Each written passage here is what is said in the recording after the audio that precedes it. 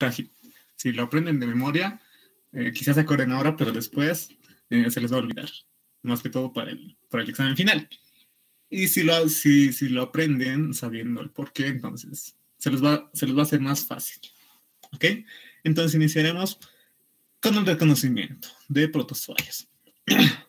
Y ahora, de la misma forma que hacíamos anteriormente, con los helmintos, nematodos, cestos, tremátodos, ahora estamos entrando a los protozoarios.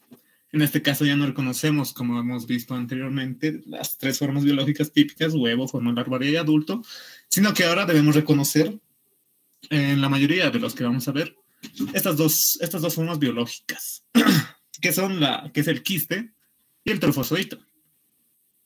El quiste como tal es la forma de resistencia del parásito y comúnmente va a ser la forma de diagnóstico. ¿Ok? Y el trofozoito es la forma vegetativa, es la que se encuentra en el organismo causando las manifestaciones clínicas de cada parasitosis. Trofozoito hace referencia a que trofo quiere decir nutrición. Entonces, como tal, el trofozoito va a ejercer sus funciones fisiológicas en el organismo, en el hospedador, ¿no? que está parasitando. Entonces, es el responsable de las manifestaciones clínicas. ¿Y qué debemos reconocer? Principalmente esas 3 características. El órgano de locomoción, que es importante, estoy hablando acerca del reconocimiento, ¿no? Morfología, cómo podemos distinguir uno de otro, cuáles son sus características propias de cada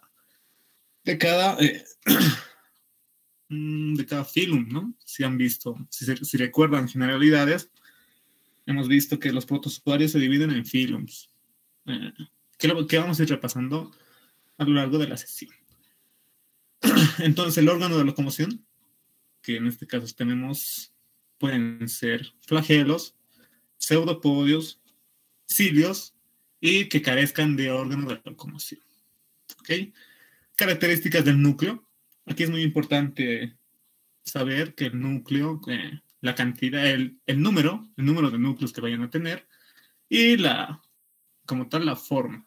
La forma en función a la cromatina que tenga. Sabemos que el núcleo va a estar compuesto por cromatina periférica y un cariosoma. Eso va a distinguir muy bien, porque yo recuerdo que no tenía claros esos conceptos y pensaba que el núcleo era el cariosoma central. Entonces esa era mi confusión. Pero ustedes deben saber que el núcleo está compuesto por ambos. Va a haber en algunos casos que el núcleo no va a tener cromatina periférica, pero sí el cariosoma central. Y también va a tener sus características respecto a si es central o excéntrico. Y la cromatina periférica si es distribuida o es irregular. Ok, el tamaño, en este caso, la mayoría de los que vamos a ver son pequeños, oscilan entre 10 a 15 micrómetros, hasta 20, con excepción de Neobalantidium coli, sabemos que es más grande, ¿verdad? Entonces nos ayuda también a distinguir una especie de otra. Empezaremos con esto, amebas comensales. Y vamos a ir con la participación activa de todos, chicos, así que estén un poquito pilas, atentos a la exposición. Y estamos empezando con amebas comensales. ¿Quién me dice por qué repasamos amebas comensales si no causan enfermedad en el organismo? ¿Por qué tenemos que saber sus características morfológicas? ¿Quién me puede decir? Adelante, Iriarte. Porque son las más frecuentes, incluso más frecuentes que las amebas que son patógenas. Muy bien, exacto. Y además de qué nos sirve, imagínense que vemos esto, no conocemos a Entamoeba coli, en un supuesto caso, no conocemos a Entamoeba coli, entonces no podemos, o sea, si solo conocemos las que son patógenas, en este caso hablando del complejo quizás, y no conocemos estas amebas comensales, fácilmente podemos confundirlas. ¿Ok? Entonces es importante saber sus características de estas amebas comensales. Y estamos empezando con el género Entameba. Entameba tiene estas amebas que se van a encontrar en el tracto digestivo. En este caso no estoy poniendo lo que es Entamoeba gingivalis, porque esa es propia de la cavidad bucal. Y para hacer diagnóstico diferencial no nos va a servir o no nos va a ser de mucha ayuda.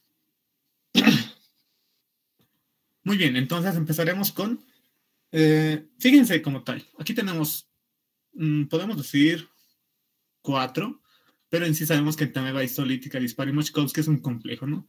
Aquí abarcarían 3, 4, 5 y 6. Estaremos viendo 6 amebas. Y vamos a empezar hablando del tamaño. Vamos a hacer una comparación de cada uno. No vamos a ir uno por uno, sino más que todo la comparación. Empezaremos hablando del tamaño. Entamoeba coli sabemos que es un protozoario del género Entamoeba un poco más grande, ¿no? Es del tamaño 15 a 25 micrómetros, que es la mitad de los huevos que hemos visto en los anteriores rotes. Es la mitad. Pero aún así, entre amebas, va a ser más grande. Fíjense el tamaño, 15 a 25 micrómetros. Entamoeba poleki, 9 a 15 micrómetros, que hay una leve diferencia, ¿no? Pero se pueden distinguir. El complejo presenta un tamaño similar, ¿no? Entamoeba poleki. Y Entamoeba harmani va a oscilar su tamaño entre 5 a 10 micrómetros. Algo que deben saber acá es que Entamoeba harmani va a ser la versión mini del complejo Entamoeba histolítica dispar y Mochkowski. ¿Ok? Eso ténganlo en cuenta. Entamoeba harmani tiene casi las mismas características que el complejo. Fíjense, aquí tiene el cuerpo cromatoidal, el núcleo, un solo núcleo. En este caso estamos viendo solo un núcleo. Ahorita vamos a hablar de cuántos núcleos, pero un núcleo, fíjense, con el cariosoma central y la cromatina periférica regular. Aquí fíjense igual. Ya tenemos el cuerpo cromatoidal, el núcleo con la cromatina periférica regular, y no se ve como tal el cariosoma, pero está presente. Entonces, ¿cómo distinguimos una de otra? En este caso, por el tamaño. ¿Ok?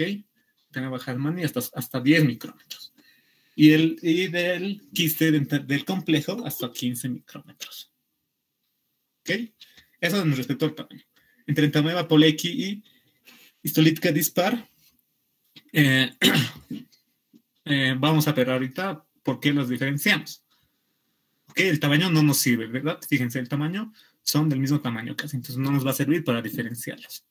¿Qué es lo que nos va a servir para diferenciarlos? Y que es lo más importante en este caso, los núcleos. El número de núcleos que van a poseer. Entamoeba coli sabemos que va a poseer hasta 8 núcleos. Fíjense, aquí contamos 1, 2, 3, 4, 5, 6 y 7. Y aquí está el número 8, que no se nota muy bien, pero está ahí. Está un poco fuera del campo de visión. Entonces, eso también es muy importante para reconocer Entamoeba coli. Hasta 8 núcleos. Entamoeba poleki solo va a poseer hasta 2 núcleos. Y eso en ciertas excepciones, porque lo común y lo normal nos dice la literatura que solo posee hasta un núcleo. Entonces, para diferenciarlo de los del complejo, basta con ver en el examen coproparasitológico varios varios quistes que solo tengan un núcleo. Entonces, ahí decidimos que son quistes de Entamoeba poleki. Pero si vemos quistes que tienen un núcleo, otros que tienen 2, otros que tienen 4 quizás, entonces decimos que tiene quistes del complejo Entamoeba histolítica dispar y Mochkowski. ¿Ok? El número de núcleos. Y eso también es muy importante acá, que deben saber también, el número de núcleos del complejo va a ser de 1 a 4. 4, ya estamos hablando de un quiste maduro. ¿Ok? Eso fíjense, para distinguir entre poleki y el complejo. Y acá, el número de núcleos no nos es útil, pero ya hemos dicho que el tamaño nos va a servir. ¿Ok? Quizá voy a hacer... Mi mouse está un poco mal, pero espero les sirva. Entonces ahí nos sirve el tamaño. Y acá, el número de núcleos.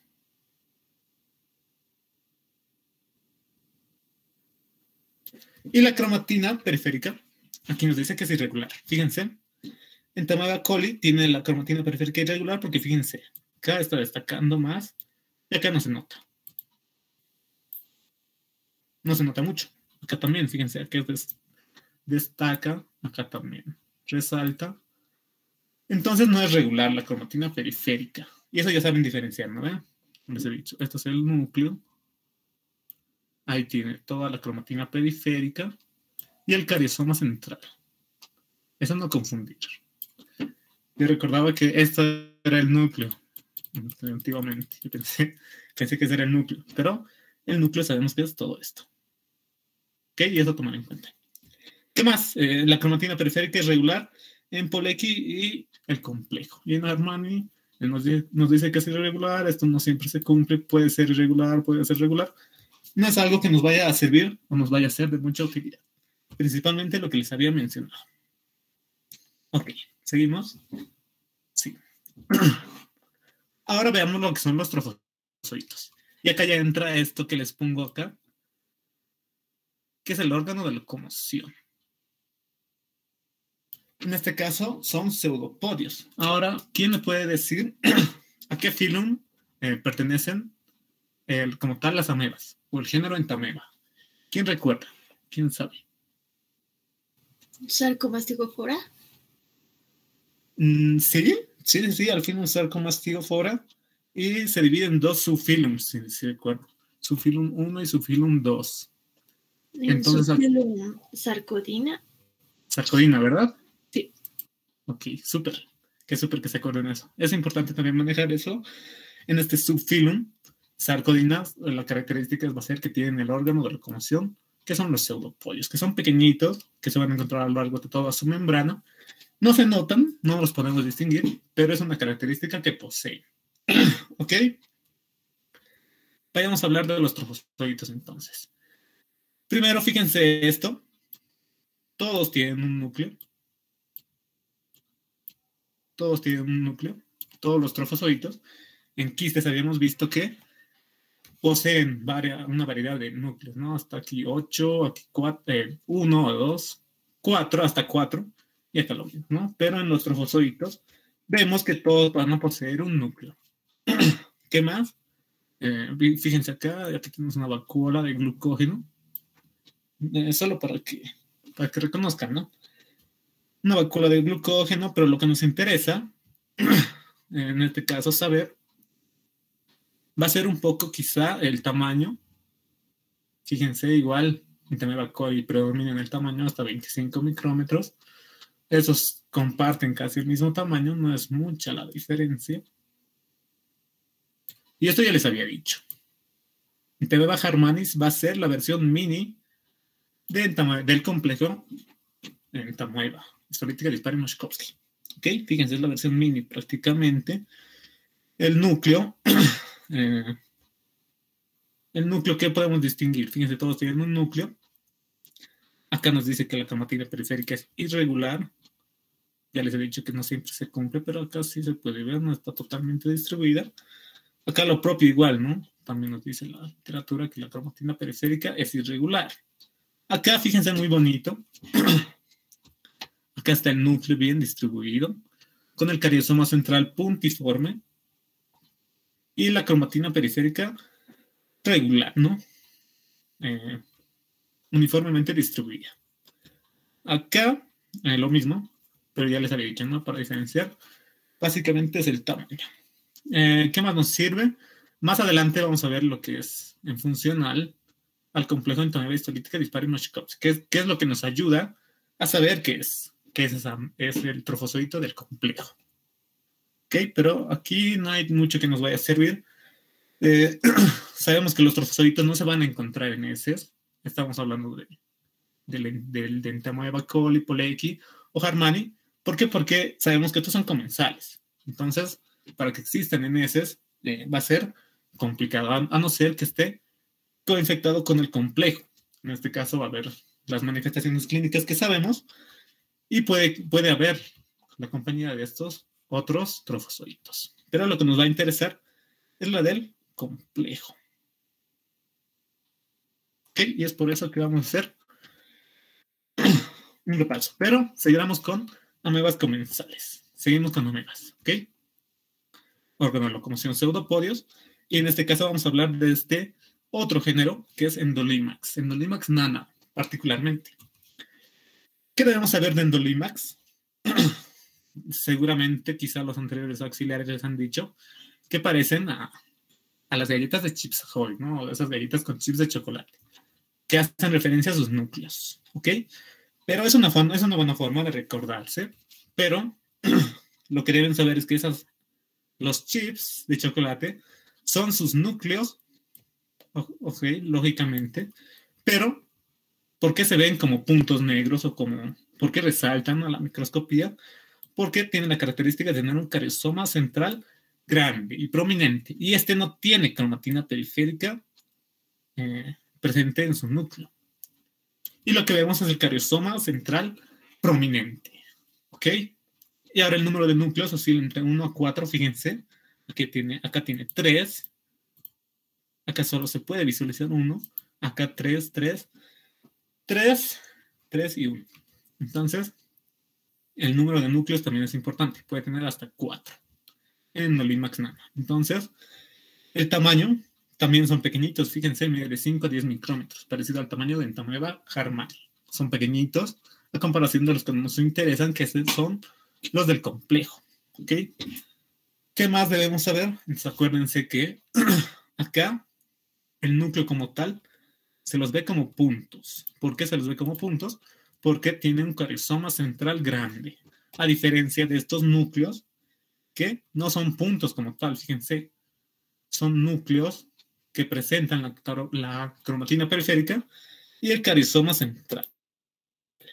¿Okay? Son como lo podemos decir, como botones quizás, pero no como estos que son más un aspecto puntiforme. Ya les he explicado por qué. Los trofozoitos no se los ve en heces, ya saben, porque no salen con las heces. Lo que sí salen son la forma de resistencia que hemos dicho, ¿no? El quiste. El trofozoito, más que todo para el estudio. Entonces, aquí tiene esas características. El tamaño, fíjense, es lo mismo. Un núcleo. Los trofozoitos tienen un núcleo, eso también recuerden, no se olviden. Un núcleo y la misma característica, ¿no? Sin cromatina periférica y el carizoma central grande. Ahí está. Fíjense, acá está el núcleo. Y ahí está la cromatina periférica. Perdón, el carizoma central prominente. No se ve la presencia de la cromatina periférica. Acá, bueno, no vamos a entrar en detalles. Aquí tiene otro nombre esto. No es la cromatina periférica. Otro nombre tiene, pero no entraremos en detalles porque tampoco es muy relevante. Pero lo que deben saber es eso, básicamente. Y por último, esta otra especie, ¿sí? Iodomeba bushley. Vamos a ver lo que son los quistes y trofozoitos. Empezaremos por los quistes, que son los que nos interesan de alguna forma porque podemos encontrarlos en heces. Y tiene esta característica. Fíjense el tamaño parecido al de quizá del complejo, un poquito más pequeño. Va a tener un núcleo, no tiene más. En este caso, los quistes de Iodamoeba. El núcleo tampoco va a tener cromatina periférica, sí. Y va a tener también un carizoma central grande y prominente. Fíjense. Aquí está su núcleo, carizoma central, que ocupa todo, básicamente, todo el núcleo. Y la característica es esto. ¿Qué es esto? Lo que estamos viendo acá. ¿Quién me dice? ¿Quién recuerda? ¿Quién sabe? La vacuola iodophila. Muy bien, Oscar. Es eso, ¿no? Es la característica de esta especie. Esta vacuola iodophila. Es lo que nos decían, ¿recuerdan los auxiliares? He leído que es una vacuola también de glucógeno. No sé si... No he corroborado eso, pero manténgalo con una vacuola iodophila. Ok, aquí también se ve, ¿no? Es prominente. Empuja al núcleo hacia la periferia y siempre va a tener un núcleo. No vemos la presencia de más núcleos. Esa es característica e inconfundible con otras especies. Fíjense, acá nada que ver con vacuolas. Lo que resaltamos acá son los núcleos puntiformes, ¿no? Más que todo porque carizoma central grande. Y acá la característica de la vacuola iodófila. Trofosoditos, ya les he dicho, no es de mucha ayuda. Pero igual, fíjense, igual un núcleo central, un núcleo con carizoma central grande. Y acá no se ve la vacuola iodófila, pero sí se ven vacuolas de glucógeno, que no son muy notorias. Y tampoco nos sirve mucho, ya les he dicho, porque no vamos a verlas en nuestras veces. Aquí entramos con la enfermedad como tal, que es la amebiosis. Y lo que nos interesa saber, y vamos a entrar un poco en detalle, vamos a hablar del complejo entamoeba histolítica dispar Moshkovsky. Aquí me he olvidado poner cómo deben nombrar a la hora del examen, si es que les piden diagnóstico. Eso se los debo, les voy a pasar las diapositivas, donde deben colocar correctamente el nombre, porque nunca podemos decir que es un quiste. Bueno, no nunca. En este caso, cuando nos presentan en el campo parasitológico, vemos estos quistes, ahí ponemos quistes del complejo. Pero en caso de que se haga, quizá más antes, pruebas, PCR, otra cosa, ahí ya especificamos, ¿no? Si sabemos que ya tiene alguna especie, quizá entamoeba histolítica, entonces ahí ya podemos poner, pero es excepcional para poner específicamente. Entonces lo mencionamos en un complejo, ya saben, porque son los tres, presentan las características morfológicas similares. ¿Qué nos interesa saber? Que lo que vamos a ver es básicamente esto. Vemos el quiste, que es un poco circular, ovalado. Va a presentar de 1 hasta 4 núcleos. Fíjense, acá están ya los 4 núcleos.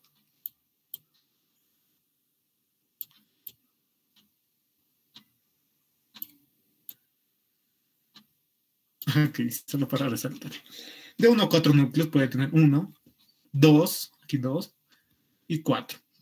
No va a haber de 3, sí puede presentarse ver de 3, pero esto no quiere decir que tiene 3 núcleos. Sabemos que el núcleo se divide, ¿cómo lo puedo decir? De un núcleo a 2 y de 2 a 4. Entonces, cuando vemos 3, quiere decir que uno no está en el campo de visión y solo se observan 3, digamos. Pero sabemos que va a tener de 1 a 4 núcleos. ¿Qué más nos interesa? Acá está la forma característica del núcleo.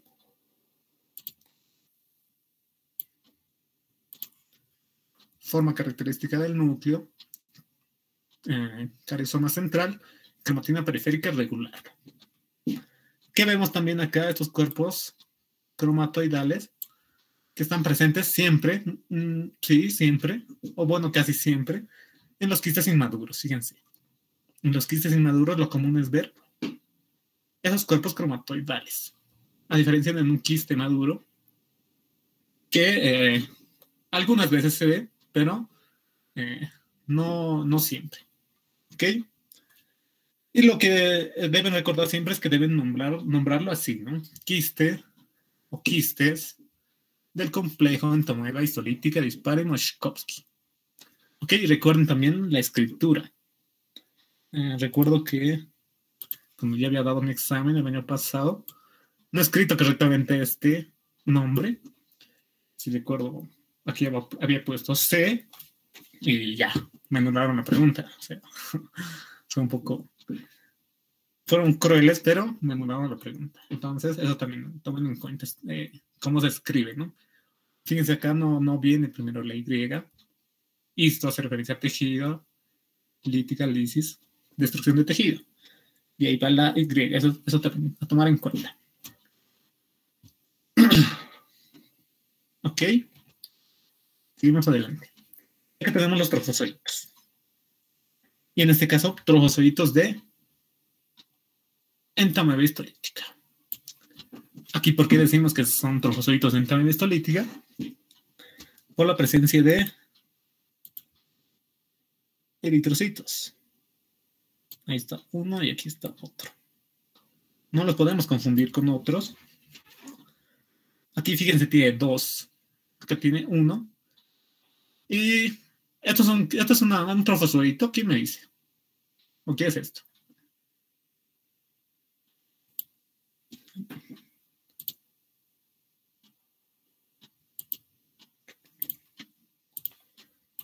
Ok, también es un trofocito.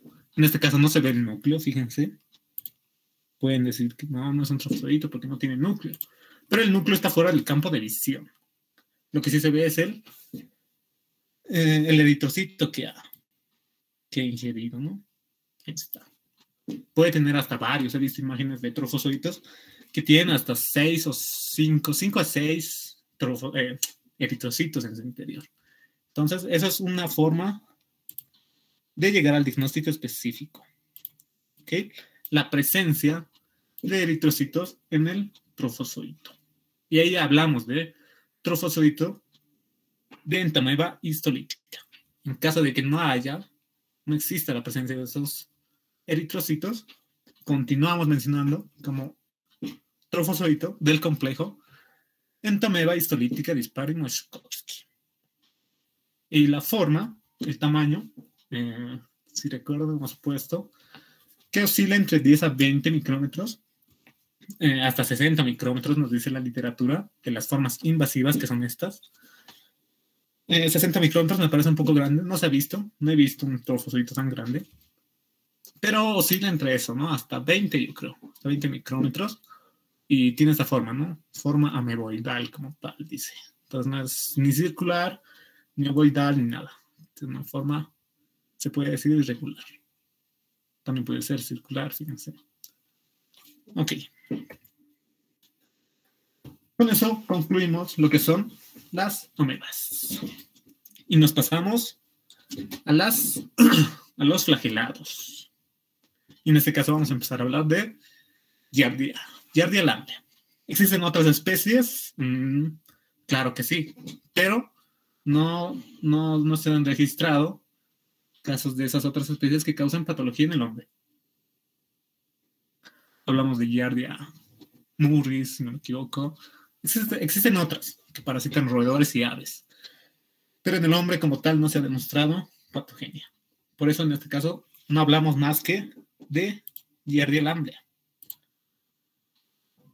¿Ok? Aquí está, solo Giardia lamblia. Entonces, ¿qué debemos saber en el quiste? Primero, como tal, forma ovalada o circular. Segundo, presenta doble membrana, que nos va a ayudar para reconocer también. Esto a tomar en cuenta también, chicos. La doble membrana, que se va a ver, se lo va a ver a la microscopía. A ver si puedo hacer una línea recta. Ya. El tamaño, 10 a 15, fíjense, es similar a lo que hemos visto. Un poco. Ahí está, 10 a 15, fíjense que está también. Es similar al tamaño del complejo entamoeba histolítica Dispari-Moshkovsky. Pues el tamaño nos puede confundir quizás cuando veamos a la microscopía. Pero yo les voy a decir por qué nos confundimos con el complejo. ¿Okay? El tamaño es similar, fíjense. 2 a 4 núcleos es igual al complejo, fíjense. Y tiene restos de flagelos en su interior. Eso no se puede ver normalmente. A veces se ven esto, que son los cuerpos cromatoidales igual, o cuerpos medios, como dice acá en la imagen. Pero lo que nos ayuda a distinguir es que va a existir simetría bilateral. ¿Ok? Fíjense, 2 en un lado, 2 en el otro. Y eso también con respecto a los trofozoitos. ¿Ok? Entonces les voy a mostrar lo que son los quistes de Giardia lamblia. Aquí está. ¿Cuánto quisiéramos que nos pongan estos quistes a la hora del examen, verdad? Son muy bonitos. Acá se puede ver todo básicamente. Se ven los 4 núcleos. Carizoma central notorio, sincromatina periférica, los cuerpos medios acá. Creo que tienen otros nombres también, otro nombre, no recuerdo. Tienen los cuerpos medios y los axonemas como tal. Los axonemas que divide al quiste en 2, ¿no? Simetría bilateral nos dice. Y aquí, fíjense, son como paralelos, se puede decir. ¿Ok? 4 núcleos, de 2 a 4 núcleos. Y acá, fíjense, aquí no reconocemos los núcleos en esta, pero sí vemos la doble membrana. Fíjense, acá tiene una y dos membranas. Doble membrana en el caso de los quistes. Y acá lo que nos puede ayudar quizá la forma, pero acá se pueden ver estos que son los cuerpos medios, ¿no? Cuerpos medios, y además de que tiene esto que son los axonemas. El axonema que también nos ayuda a distinguir de los del complejo. Vamos a borrarlo para que lo vean mejor. Entonces tenemos los axonemas que están al medio, dividiendo al quiste en dos. Estos cuerpos medios, cuerpos cromatoidales también, y los núcleos. Acá tienen en este caso dos. Ahí está uno y aquí está otro. ¿Qué más? La forma ovalada, elipsoidal, el tamaño es similar. Estos son un poco más ovalados, fíjense, a diferencia de los otros, de los quistes del complejo, que eran más circulares, ¿verdad? Eso es lo que nos ayuda, chicos. Aquí fíjense también el axonema como tal, que es presente, que se lo puede ver. Hubiese querido ponerles imágenes de la cátedra, pero no he conseguido. No, sí tengo, pero no lo quise poner porque lo voy a poner cuando les pase las diapositivas, y así pueden reconocerlo y puedan darse cuenta. Ok, chicos. Entonces, hemos hablado del quiste, ahora vamos a hablar del trofozoito. El trofozoito, o lo conocemos flagelos. Este filum corresponde, o su filum corresponde a Mastigofora, ¿verdad? ¿Estoy bien, chicos? Yo no recuerdo mucho esa parte. Sí, Auxi. Súper. Entonces, al subfilum Mastigofora. Flagelados, en este caso Giardia lamblia, y hay otro flagelado que es tricomonas vaginales. Y eso también me he olvidado ponerles, pero ya. Ok. Vamos con trofozoitos. El trofozoito de Giardia. Este es un esquema, una estructura neta de Giardia lamblia, del trofozoito de Giardia lamblia. Y vayamos por partes. Primero la forma. Forma piriforme. Forma de pirámide. Ahí está. Inconfundible con otras especies. Tamaño, fíjense que estos protozoarios oscilan, su tamaño oscila hasta 20 micrómetros, 12, 15 en este caso.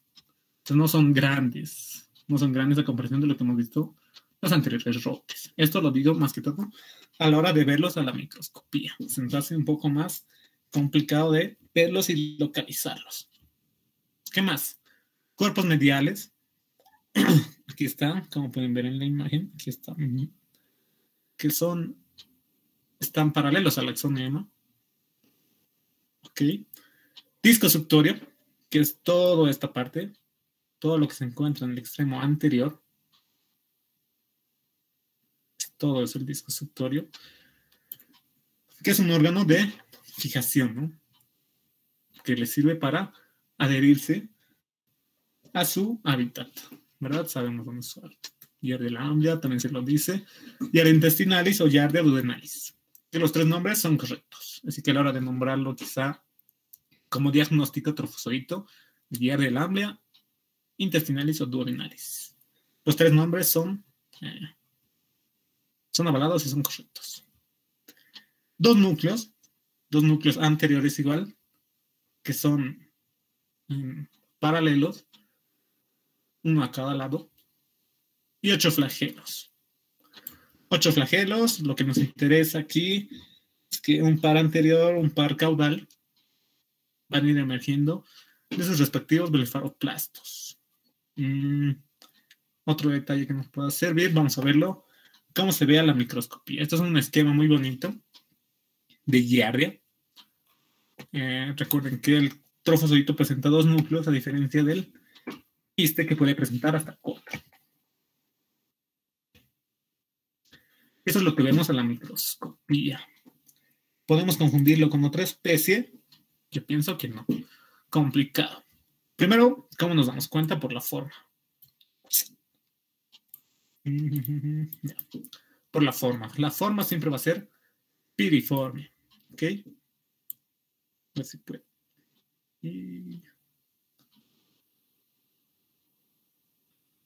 Ok, piriforme la forma. Un poco chueco, pero espero que se note. Ya. Piriforme, esta que hace de básicamente la forma, los dos núcleos, 1 y 2. Dos núcleos. Además de que se ve quizás el axonema. El axonema, que no siempre es notorio. Pero lo que vemos es eso, la forma piriforme y la presencia de los dos núcleos. ¿Ok? ¿Qué más vemos? En caso de que no tenga forma piriforme, como en este caso, si vemos los dos núcleos. Con su carizoma central notorio, se lo puede ver. Y hace referencia como si fueran dos ojos, ¿no? Dos ojos y que el quiste, el trofozoito, es como una carita. He visto imágenes bien bonitas que son como caritas. Entonces es como una carita que está mirando a un lado en este caso. ¿Y qué más? Los flagelos, algunas veces se ve. Acá fíjense, se puede ver un poco. No se notan mucho los flagelos, es por eso que no nos sirve tanto. Pero debemos saber, ¿no? Que son un par anterior, un par caudal, un par anterior medial y posterior medial. En sí, 8 flagelos, ¿no? Dispuestos en 4 pares. Entonces debemos recordar que el trofozoito se lo ve de esta forma. Más que todo lo reconocemos, que hemos dicho, por la forma piriforme.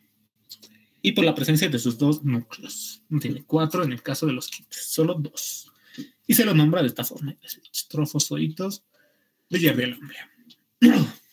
¿Es sencillo? Yo creo que sí. Así que no hay forma de confundir con otras especies. Ok. No hemos concluido con flagelados, pero estamos yendo en orden de cómo se han ido presentando sus temas.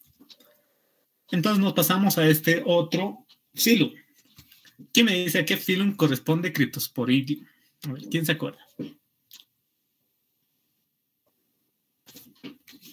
A ver, chicos. También pertenece a este filum, Toxoplasma. Tiene una característica peculiar. Vamos, chicas, a ver. Vamos a escribirlo aquí, a ver si se acuerdan. Son coccidios como tal, como dice. Apicomplexa. Apicomplexa. Eso, muy bien. Muy bien. Entonces, ahí lo dejamos. Apicomplexa. La característica de los que pertenecen a este filo es que estos protozoarios primero, no tienen órgano de locomoción. No tienen flagelos, no tienen cilios, no tienen pseudopodios. ¿Ok? Segundo, estos protozoarios van a ser intracelulares obligatorios. Es decir, que no pueden reproducirse fuera de la célula. ¿Ok? Eso a tomar en cuenta. Y van a ver que Cryptosporidium y Toxoplasma presentan características similares. Y les voy a mostrar cómo pueden diferenciarlos y cómo pueden también asociarlos. Entonces, a tomar en cuenta que esos dos, Cryptosporidium y Toxoplasma, pertenecen al filo Apicomplexa. En el siguiente rote van a ver lo que son el género Plasmodium, que también pertenece a este filo Apicomplexa, porque también es intracelular. Obligatorio. ¿Y qué más? Ok, vayamos con Cryptosporidium. En este caso, estas dos especies, Parvum y Hominis, son las más prevalentes. Sabemos que existen otras que también se han visto en seres humanos. Hablamos de Cryptosporidium muris. Si no me acuerdo, está Catis, Felis, Meleagris, que son otras especies que también pueden estar presentes, pero presentan las características morfológicas similares. Y por eso nombramos, aquí lo he puesto. Ahí está. Nombramos como Cryptosporidium spp. Ya sabemos que spp hace referencia a que son varias especies a las que estamos involucrando. Ok. Ya. Entonces, en este caso, no vamos a hablar de quiste, sino vamos a hablar de un ooquiste, que en este caso es la forma de resistencia igual. Ya. Este ooquiste es la forma de resistencia. Acá estamos viendo un ooquiste esporulado. Ya les voy a explicar por qué es esporulado y aspectos importantes que deben saber. Pero respecto a su morfología, debemos saber que tiene una forma ovalada. Fíjense el tamaño, de 4 a 6 micrómetros. Son básicamente pequeñitos. Pequeñitos con lo que hemos visto más anteriormente, ¿no? 4 a 6 micrómetros. Estamos viendo un ooquiste esporulado. Y esto no se olviden nunca, que va a tener 4 esporocitos en un esporoquiste. Entonces, esta membrana que están viendo aquí externamente, no voy a poder dibujarlo quizás, pero esta, la que está marcada con rojo, es la pared, ¿no? La pared del ooquiste. Pero en su interior, estos esporocitos van a estar encerrados en un esporoquiste. En un esporoquiste que va a contener 4 esporozoitos. Y estos ooquistes esporulados se van a encontrar en heces. ¿Y cuál es la importancia de esto? Es que estos ooquistes esporulados son inmediatamente infectantes. Entonces, al momento de salir con las heces, son inmediatamente infectantes, a diferencia del ooquiste de Toxoplasma gondii, que necesitan esporular en el medio ambiente. Eso es un aspecto muy importante que deben saber. Muy bien. Seguimos. ¿Qué más podemos saber? La técnica coproparasitológica que se utiliza puede ser por concentración, por flotación, en el caso de técnica de Schetter. Sí. Pero la tinción que se va a utilizar, y eso también a tomar en cuenta, es la de Ziel-Nielsen, ¿verdad? Ziel-Nielsen o la Ziel-Nielsen modificada, que es la de King-Young. Acá no les he puesto una de King-Young, pero es similar, tiene el mismo fundamento. Ahora, si no recuerdo bien, una vez nos han preguntado cuáles son los componentes de la tinción Ziel-Nielsen. Y eso también lo repasan en microbiología. ¿Quién sabe o quién se acuerda de qué está compuesta la tinción de Ziel-Nielsen? ¿Qué se utiliza? ¿Alguien sabe?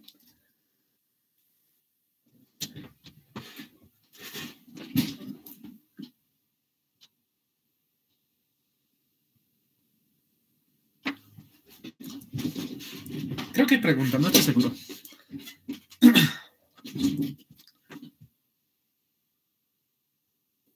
Ya. Entonces. Y azul de metileno. Azul de metileno, ok. ¿Qué más dijiste? Fucsina. Fucsina, o carbolfucsina también se le llama. Sí, carbolfucsina. Entonces, lo que tiñe básicamente a los ooquistes es la carbolfucsina o el carbolfucsina. Es lo que tiñe a los ooquistes. Y el resto se tiñe con el azul de metileno, fíjense. Ok, podré escribirlo, pero voy a tardar mucho, así que acuérdense, chicos, o anótenlo, apúntenlo. Básicamente utiliza esos dos colorantes, carbolfucsina y azul de metileno. O también se puede utilizar verde de malaquita.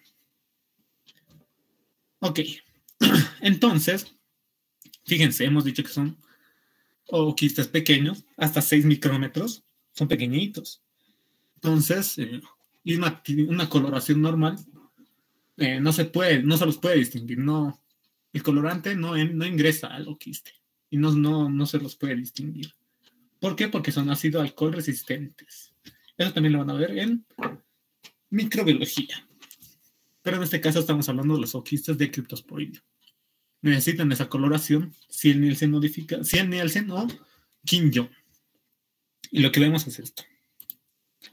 Características morfológicas que se pueden reconocer en su interior, como los esporozoitos, no se los puede ver sin la presencia de estos gránulos densos que se encuentran dentro del ooquiste, pero no los esporozoitos como tal, sino principalmente vemos esto a la microscopía, que son Y siempre se los va a ver así. Eso también es una forma de reconocerlos y distinguirlos de los otros. Entonces, cuando vean, o cuando les pongan quizá en su examen estas imágenes, siempre asocienlo con quistes de Cryptosporidium spp. Aquí está. Cryptosporidium spp, acuérdense, no pueden poner Cryptosporidium parvum ni Cryptosporidium hominis. Acuérdense siempre, SPP. Muy bien. ¿Qué más debemos saber acá? Bueno, básicamente eso. Trofozoito. Fíjense la complejidad del trofozoito. Bueno, es un poco complejo, pero no es para que se asusten ni nada. Es parecido al de Toxoplasma, básicamente porque pertenecen al mismo filum. El trofozoito no tiene órgano de locomoción. ¿Qué más debemos saber? Lo importante del trofozoito es esto. ¿Qué me dice que se llama esa parte del trofozoito? El complejo apical. ¿El complejo apical? Eso, muy bien, súper. El complejo apical. ¿Qué es lo que le permite al trofozoito ingresar, penetrar a la célula y adherirse también? Es muy importante, es por eso que no tiene órgano de locomoción, pero sí tiene el complejo apical que le permite ingresar, penetrar y adherirse a la célula que va a parasitar. Ok, en el complejo apical va a haber el proceso conoide, que van a ser microtúbulos dispuestos en espiral. Esto, lo que nos dice la bibliografía es que van a actuar en forma de taladro. ¿Ok? ¿Qué más? Va a tener anillos polares dispuestos en tanto superior e inferiormente al proceso conoide. Va a tener micronemas. Aquí está, fíjense, son estos puntitos negros. Los micronemas que van a secretar proteínas de adhesión. ¿Ok? Adhesinas, entre otras. Ahí está. Primero la adhesión, fíjense. Ahí está la primera función del complejo apical. La adhesión. Enzimas proteolíticas también va a tener. Aquí tenemos las ROP3, que van a secretar de la misma forma. En este caso ya no proteínas de adhesión, sino proteínas, se puede decir, hay una palabra que se me ha ido ahorita, pero le van a ayudar a penetrar a la célula mediante enzimas proteolíticas, claro. Las ROP3, que son estos cuerpos largos que están dispuestos en el complejo apical. ¿Qué más? Tenemos el apicoplasto, que va a sintetizar ácidos grasos y aminoácidos que van a ayudar a la formación y a la maduración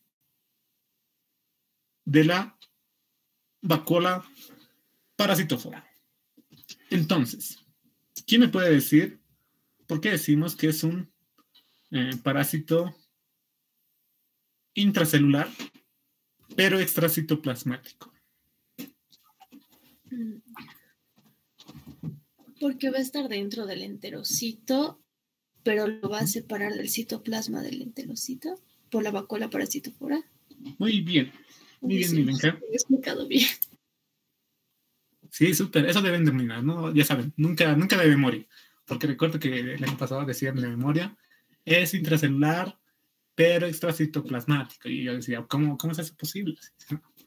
Pero sabemos que, bueno, aquí voy a tratar de graficarlo, pero esperemos que nos salga bien. Entonces, este trofozoito va a formar una vacuola parasitófora. ¿Ok? Dentro de la célula.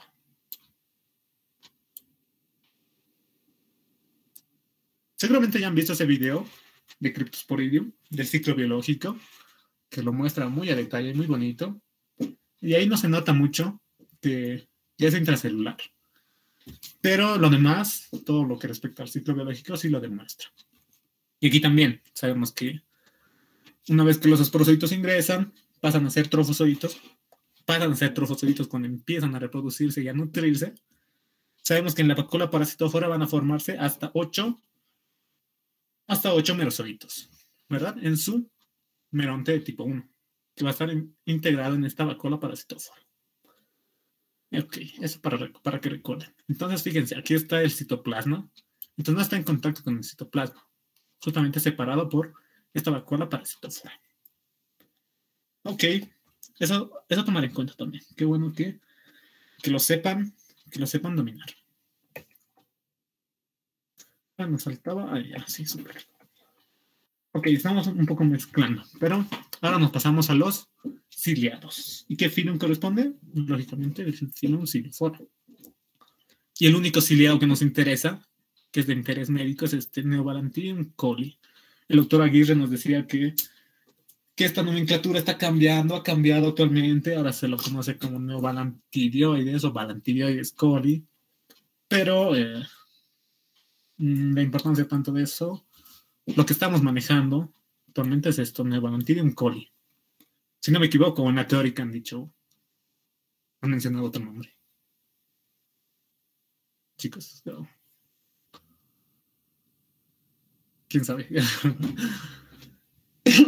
No, sí me mencionó Neobalantinium coli. Ah, ya, súper.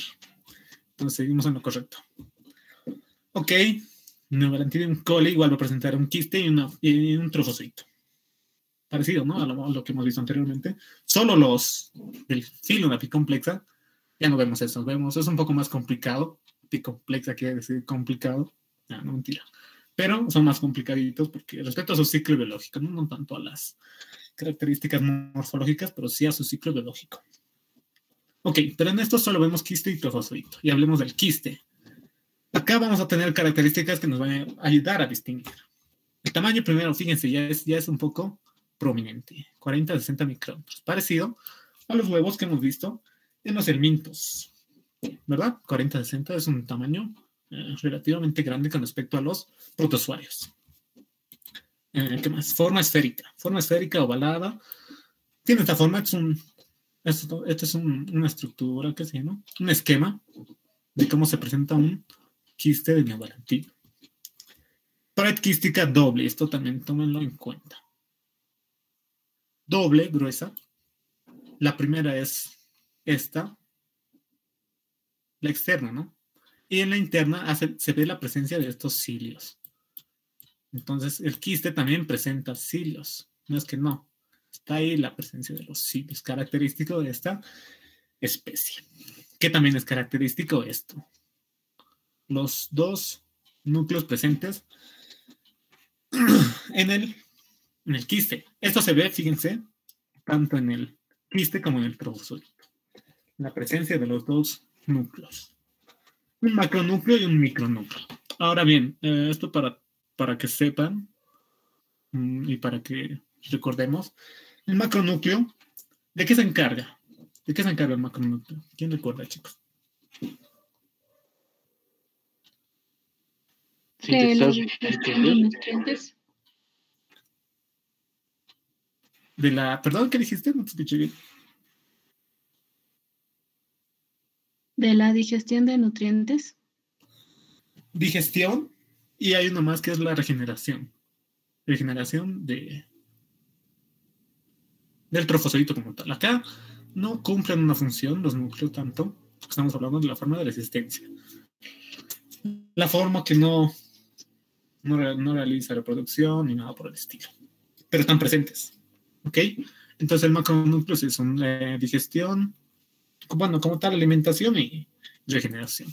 Y el micronúcleo está encargado de la división celular. Sí, como vamos a ir viendo más adelante. Pero lo que debemos saber en la morfología es que el macronúcleo va a tener esta forma. ¿Qué forma tiene? Yo lo veo como una forma reniforme, es decir, una forma de riñón. Otros hablan también de forma de frijol, otra forma que nos puede ser, forma de haba quizás. Y el micronúcleo siempre está en su curvatura menor, forma puntiforme, como un puntito. Es lo que conocemos. Y estas vacuolas de glucógeno, que también se notan, están presentes ahí. El tiempo se nos está acabando. Ya. Ojalá tengan tiempo, chicos. Ya. Vamos más adelante entonces. Quistes, fíjense, acá está la presencia de la doble capa. Ahí está. No se ven los cilios, pero sí se ve el macronúcleo. Macronúcleo presente. Macronúcleo presente. Acá tampoco se ven los cilios. Y acá el macronúcleo también está acá, pero no está tanto en el enfoque. El tamaño nos ayuda. Primero el tamaño. Y la presencia del macronúcleo, que nos ayuda a distinguir un quiste de Neobalanidium coli. Feito tiene estas características, principalmente que ya existe la presencia de los cilios. Va a tener un citostoma, principalmente el peristoma es alrededor de la boca, pero nos interesa el citostoma y el citopigio. A través del citostoma es por donde van a ingresar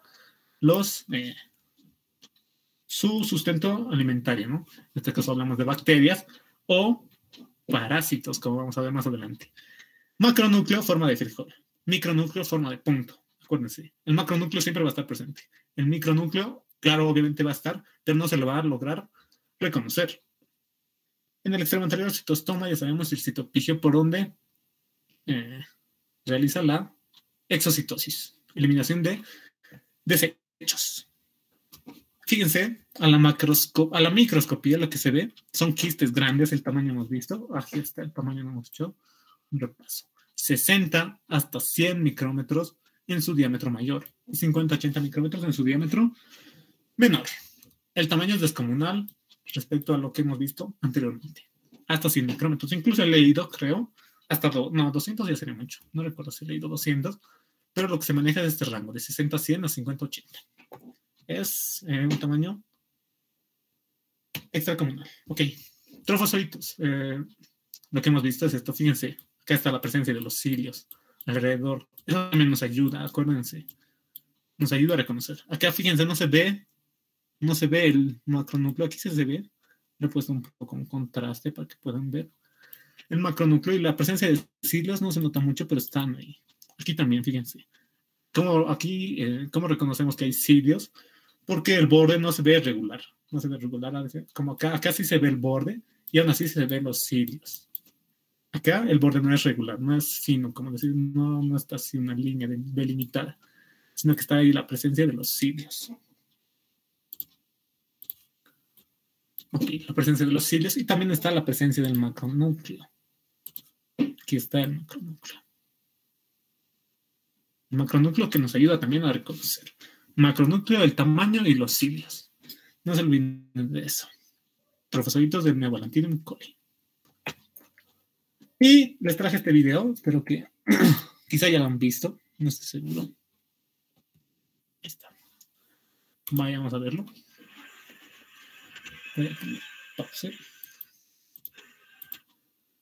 Ya, ahí estamos viendo un trofozoito de Neobalanidium coli. Pero en su interior, ¿qué estamos viendo? ¿Quién recuerda? Es un huevo de Trichuris. ¿Verdad? Es un huevo de Trichuris trichiura. Y incluso aquí se ven estas vacuolas de glucógeno que no nos interesan, pero está, fíjense, el huevo de Trichuris trichiura. ¿Y quién recuerda cuánto medía el huevo de Trichuris trichiura?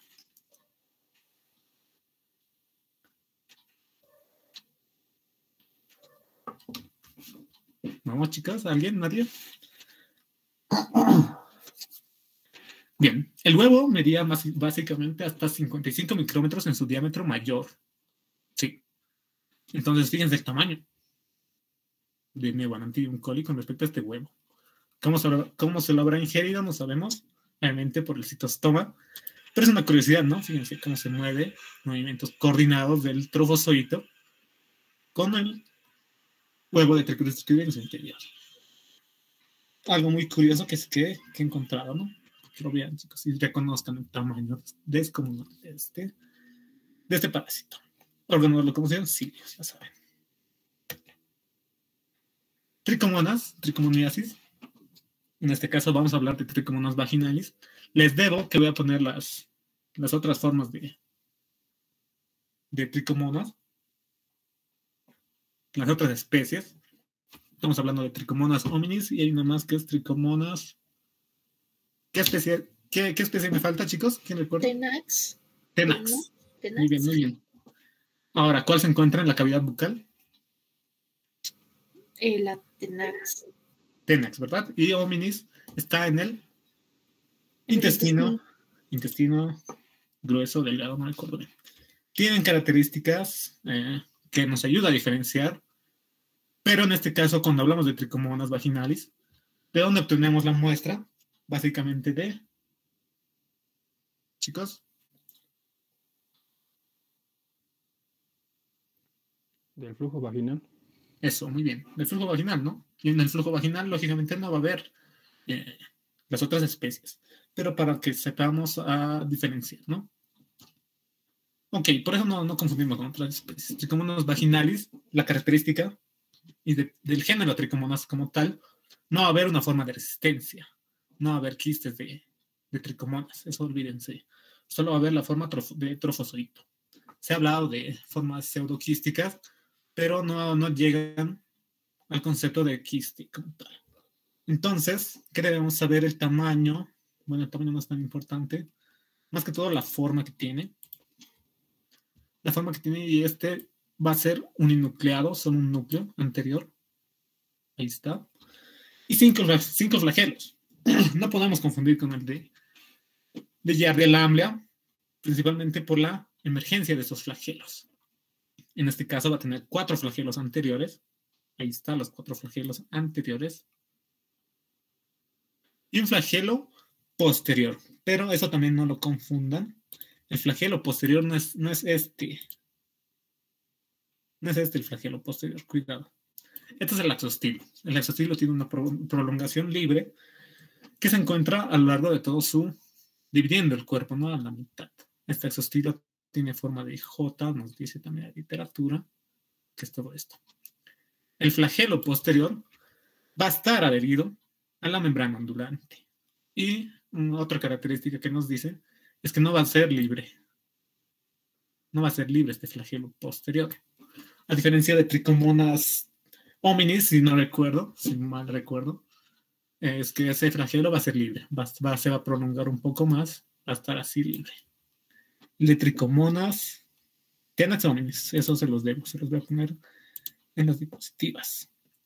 Pero en el caso de Tricomonas vaginalis no está libre, se encuentra adherido a la membrana ondulante, que es lo que están viendo acá, membrana ondulante. ¿Qué más nos sirve? Axostilo en forma de bastón, que ya lo he mencionado, en la membrana ondulante. ¿Qué es lo que vemos en la microscopía? Básicamente esto. ¿Qué reconocemos? El núcleo, la presencia de un solo núcleo anterior, y la presencia de flagelos. En este caso sí estamos viendo los flagelos. La tinción que se utiliza en este caso es la del Papa Nicolau, y hay una más que no recuerdo ahora. ¿Quién recuerda? Hay una tinción más, aparte de la de Papa Nicolau. Si no me equivoco es la tricrómica, no recuerdo bien.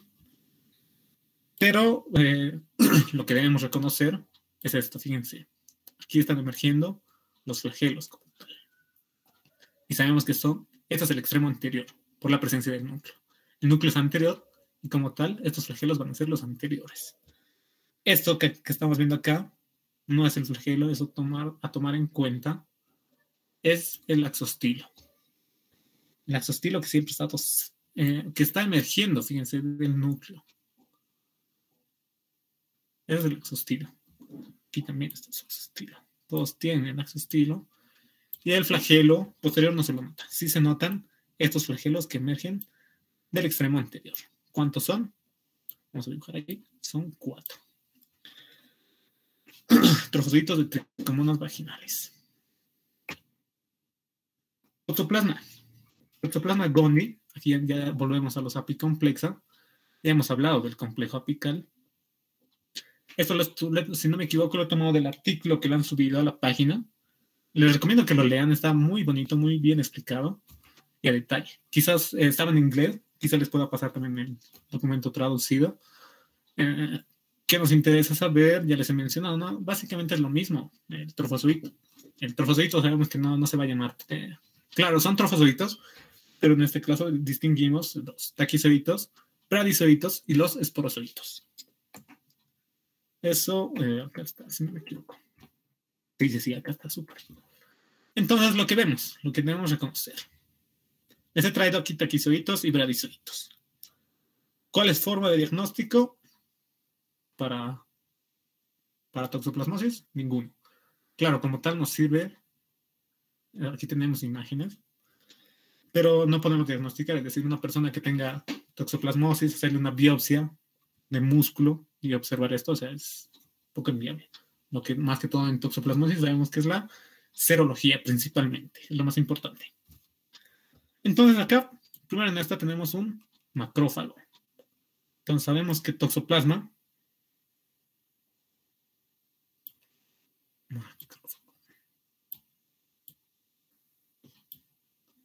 ya, para escribirlo rápido. Toxoplasma, esto también a tomar en cuenta. Toxoplasma puede parasitar a todas las células, con excepción de dos, pero quisiera que me mencionen una. ¿Qué célula no puede parasitar? Chicos, a ver, ¿quién recuerda? Eso, muy bien. Eritrocitos, y además de que nos dice que no puede parasitar condrocitos, que eso no es muy importante, pero lo importante es que no puede parasitar eritrocitos. No podemos ver taquizoitos en el interior de eritrocitos. ¿Qué parásito parasita eritrocitos? Hay una. No sé si saben. ¿Quién sabe? Ya, no hay problema si no saben, porque esa es la que van a ver en el siguiente rote, que es el género Plasmodium. Plasmodium va a tener la capacidad de parasitar a los eritrocitos y es la responsable de estas fiebres que van a ver en el próximo rote. Fiebres coartanas, fiebres tercianas, malignas o benignas. Eso lo van a ver a detalle en el próximo rote. Pero lo que nos interesa acá, reconocer, bueno, para que sepan, es que acá, fíjense, está aquí la presencia de esta vacuola parasitófora y en su interior están acá los merozoitos. Los merozoitos dispuestos en roseta. Eso es también importante. Pueden formarse hasta 8 en la primera merogonia, en la segunda 4. En toxoplasma se ven hasta, no se sabe cuántas merogonias sucede, pero lo que deben saber es que el hospedador definitivo es en el que se realizan las reproducciones sexuales. La reproducción sexual. Bueno, me estoy entrando un poco al ciclo biológico, quizá ya lo saben, así que no vayamos más que todo a morfología, porque estamos un poco atrasados. Taquizoide es la forma que tiene, ¿no? Forma semilunar o forma de plátano, de quemal de salchicha, de todo lo opuesto, pero es lo que se ve, taquizoitos. Solo para que reconozcan la forma.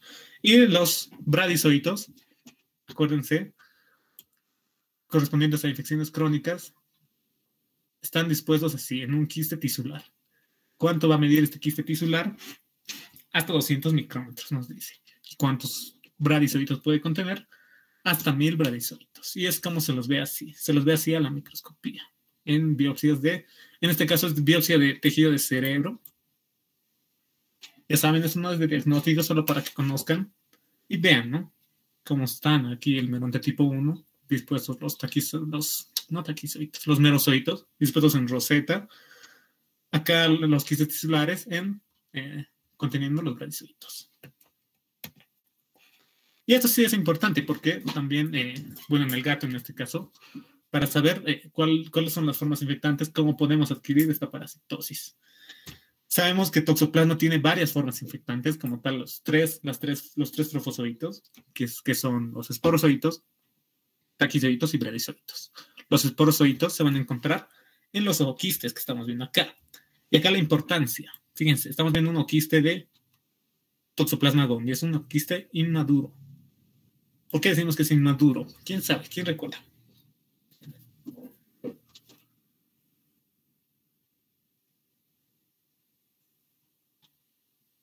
Ya. Porque madura en el ambiente. Ajá. Y la característica es que los ooquistes, fíjense, aquí estamos viendo el ooquiste y el esporoquiste. Solo tiene aquí un esporoquiste. Pero cuando decimos que ya es un ooquiste maduro, cuando hay la presencia de 2 esporoquistes. En cada esporoquiste va a haber 4 esporocitos. Bueno, aquí lo estoy dibujando así como si estuviera, pero esa es la característica. Entonces, cuando un gato defeca y dicen que se lame la región perianal, no se va a infectar. Bueno, claro, no se va a infectar. Pero el tiempo que debe pasar para que un ooquiste madure, nos habla de 4 a 5 días. Eso también es muy importante. Entonces, lo que se ve es así. Para diferenciar, ¿no?, de los ooquistes de Cryptosporidium. Y, bueno, con eso concluimos, chicos. Quizá tienen algunas preguntas o algo que quisieran aclarar para cerrar la sesión, chicos.